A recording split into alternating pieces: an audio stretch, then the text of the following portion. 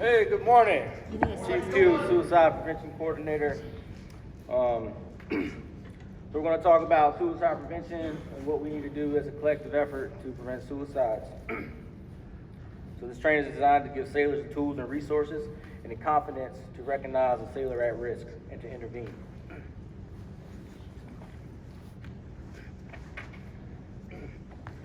So this is countering misconceptions and promoting facts. So when it comes to suicide and suicide risk, there are many misconceptions.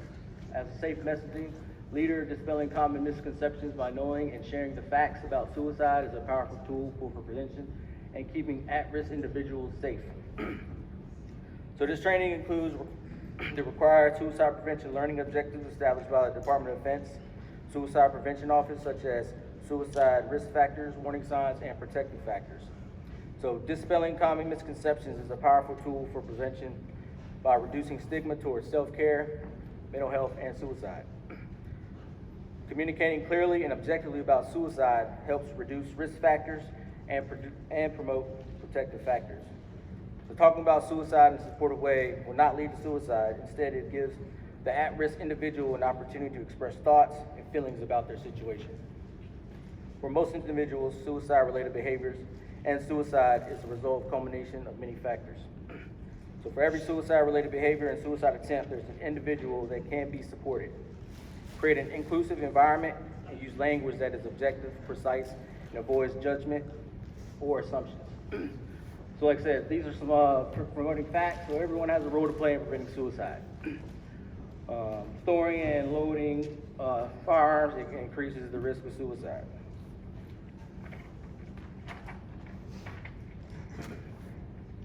So some of these are the facts. So among the top 3 causes of death annually, suicide, top stressors, relationship problems, transition periods, mental health problems, legal, non-judicial punishment. Being on deployment appears to be a protective factor, so that's a good thing, all right? Going on deployment kind of gets you away from everything that's going on back home.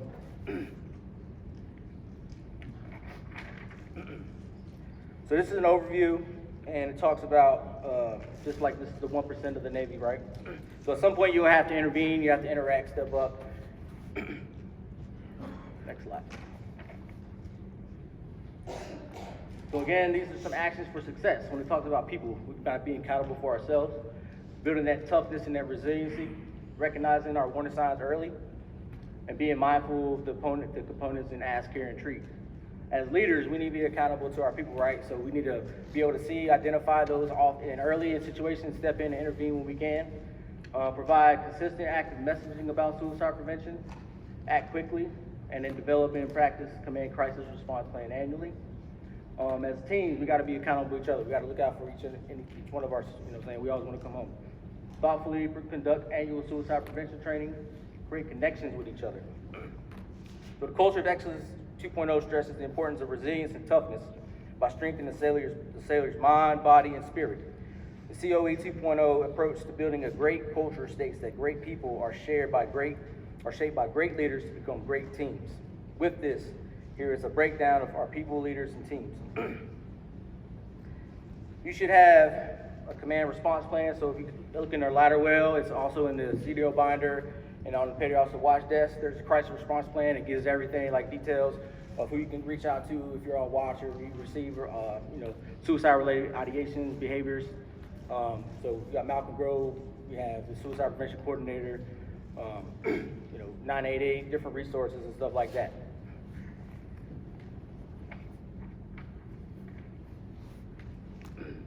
So lethal means safety. Suicide is preventable. The main evidence-based tool that reduces suicide rates sustainably over time is lethal means safety. This is properly storing firearms. So if you look around throughout the command, down by the downstairs head, you see the safety locks down there for gun locks, right? That's kind of prevent lethal safety means.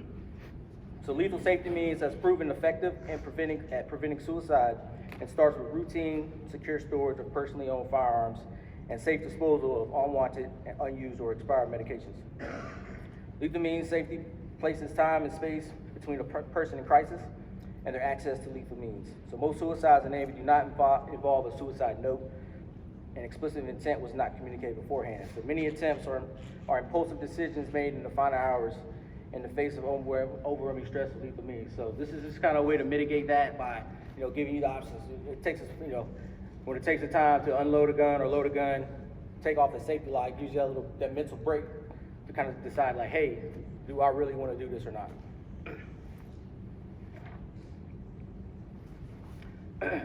So reducing access to lethal means.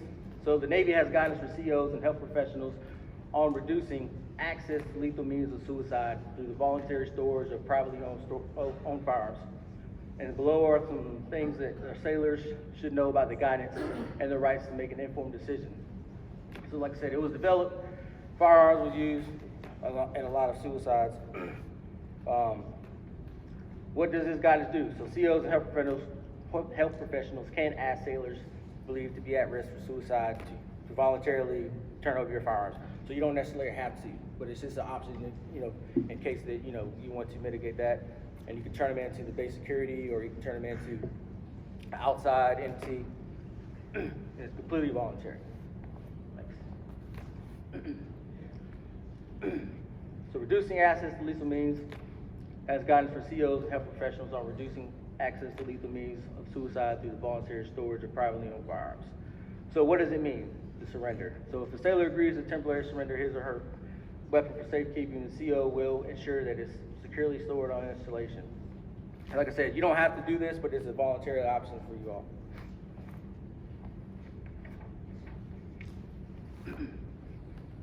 So why do some choose to end their lives? So there is no single cause for suicide.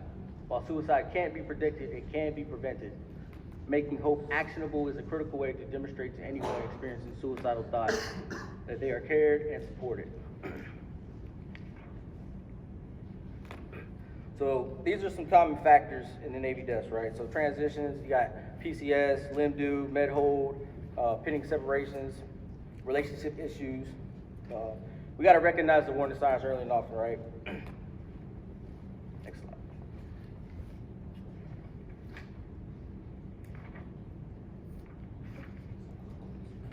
So these are some risk factors. So the Navy Mirror Society, this is stuff that kind of mirrors the civilian side. So we've got rejection, relationship loss, cultural issues, chronic pain, access to different care. And then these are some stressors that are unique to the Navy, right? So you got unpredictability in the job, not knowing when or when we're going to go on deployment, or you have PCS issues, long working hours, just being away from family in general.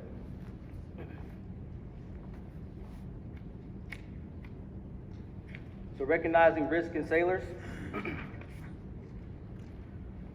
So suicide can't be predicted, but it can be prevented.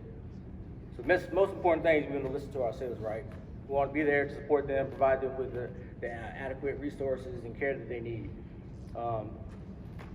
Things to look for: drastic changes in behavior, declining in self-care, no future plans. You don't have to see every sign, right? It's not always going to be a sign every time. But when we do notice some signs, that's when we need to step up. We need to take care of our sailors, take care of each other.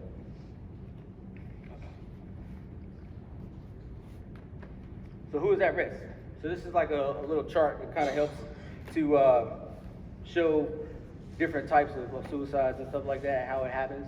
So you have a history of abuse. This can start early and often before we join the military. One of the biggest things is not to actually try to dig in, because we're not all military, we're not all medical professionals, right? So you want to try to dig into a person's personal life, try to determine that and figure out what's going on, what caused the suicidal ideations and stuff like that. That's not our job. That's the job for the professionals to do, right? Our main thing is just to see the stressor or see the initial indicators and then take action to help that sailor. Ongoing stressors, disrupted social network, the warning signs, judgment factors.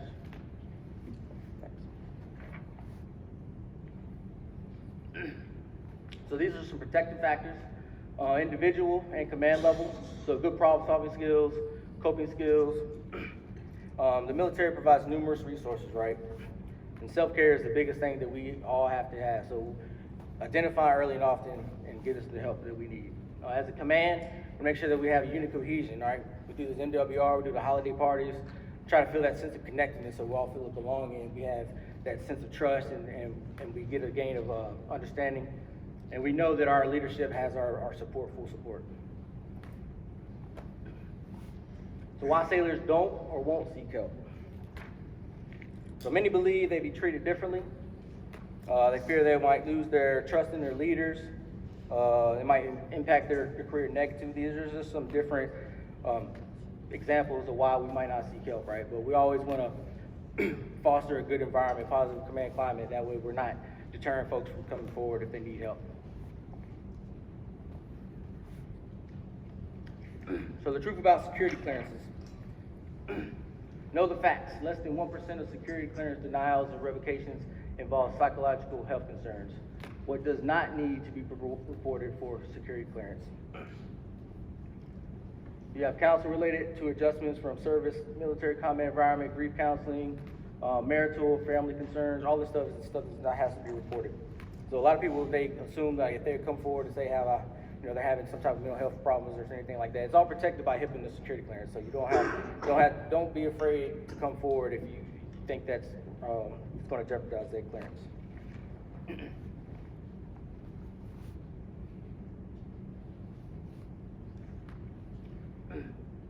There's some more reasons why sailors don't or won't seek help. The fear of gossip, being perceived, fear of loss of privacy. Again, all this stuff is protected. Don't be afraid to come forward.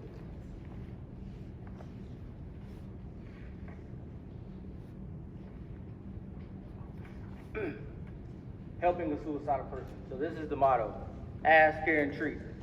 These are the difficult questions that we have to ask. Don't beat around the bush when it comes to this. If you see someone who's like identifying signs or have those warning signs, be blunt with them. Are you thinking about killing yourself? Are you thinking about suicide? Because if you tend to ask a person, hey, are you thinking about harming yourself? They might not necessarily be doing this. So you have to be very blunt with them. Ask them. Care. Be there to listen. Don't always try to help the person or get them, you want to get them the help that they need for the professionals. But you want to give them your most support and make sure that they know that they care about this. And then treat. Get them to the professionals to actually get them the treatment and the care that they need. So Postvention is an activity following suicide that promotes recovery and healing of shipmates. So postvention refers to an organized, immediate, short-term, and long-term response for local resources in the aftermath of a suicide to mitigate the negative effects of exposure to suicide and promote healing for suicide loss survivors. So because each situation is unique, examples of postvention efforts can include thoughtfully informing sailors about the death to minimize speculation, one-on-one outreach to those most affected by suicide, and encouraging use of support resources and monitoring for reactions. So the goals of postvention: set a foundation for healthy grieving, identify and refer those most at risk for behavioral health concerns, and then including suicide, and safely memorize the deceased. 3 phases of postvention: stabilize, grieve, and grow.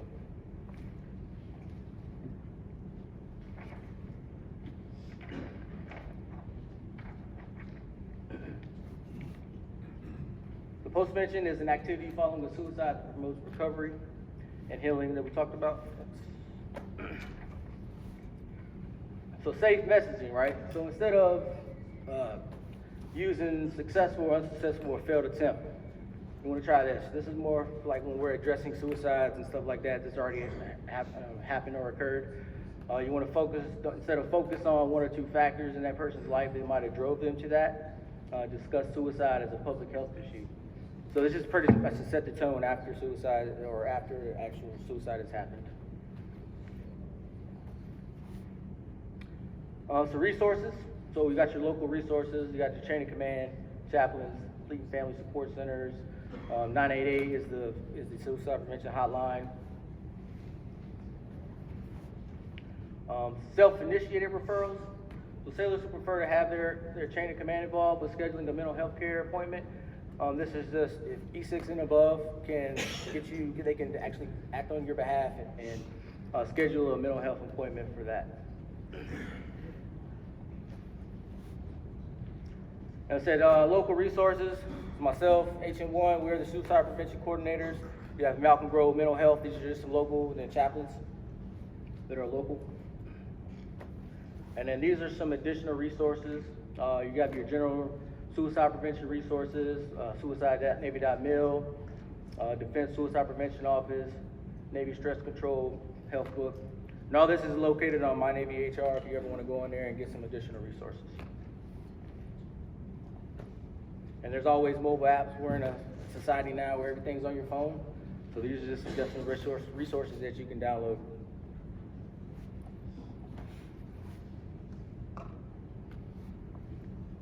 All right, that concludes the suicide prevention training. Like I said, anytime, don't be afraid to come forward, if you need help. So without further ado, I'm going to, at the point Clemens come up here, he's going to just give a backstory and a brief on his behalf.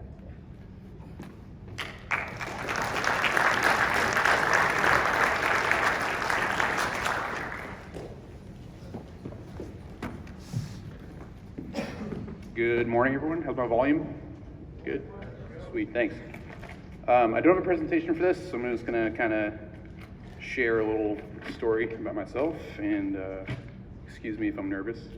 So again, good morning. I'm Petty Officer Clemens, City F1. I'm gonna talk to you today about something incredibly important to me and the Navy as a whole, and that's suicide prevention, mental health awareness. It's not an easy or glamorous topic, so if anyone feels the need to excuse themselves, please do. Your well-being comes first. I'd like to share a little bit of my own journey with my mental health, how it developed, what I've learned along the way, and some signs you can look for in yourself. I hope that by sharing my story, you'll feel empowered to recognize when you might need help and to know that reaching out is a sign of strength and not a weakness. Me personally, I've struggled with depression for the majority of my life, and it wasn't until about a year ago that I actually began to seek help for it. I ended up kind of hitting rock bottom about 13 months ago. I attempted suicide twice within the span of about 10 days or so. And I later self-referred to the mental health clinic at Malcolm Grove, where later I was then sent to a facility down in Texas for rehabilitation. When talking about mental health, warning signs can be sometimes really obvious, others are a little bit more subtle, especially if you're trying to notice them within yourself, you're not gonna really notice it as easily. For me personally, if you don't know, I've been here for about 10 years, and the people that knew me maybe 10 years ago remember me being like 190 pounds. At a certain point, I ballooned up to about 280. So probably a little bit more obvious for others, but not for me at the time. I was only getting approximately like 4 to 5 hours of sleep a night for several months leading up to that, which left me a little bit foggy, forgetful, and I couldn't really concentrate on things. Some other signs you might notice could include being sad or anxious or numb or just completely avoiding things. You might notice yourself withdrawing from your friends, your family, or activities you often enjoyed, feeling hopeless, guilty, and irritable. Excuse me. For me, I use a lot of alcohol to cope. Most of the time I would drink until I blacked out, and I found it kind of hard to get out of bed, and most times I would just stay at work late into the night because it was a way to avoid facing my personal struggles. But what I want you guys to take away is that you don't have to face any of these things alone. Please don't. If you notice these things within yourself or others, please reach out. People do care about you. They are here for you. And mental health struggles can always feel isolating, but there is support for you. And that's pretty much what I got. Take care of yourselves, others, please. And thank you.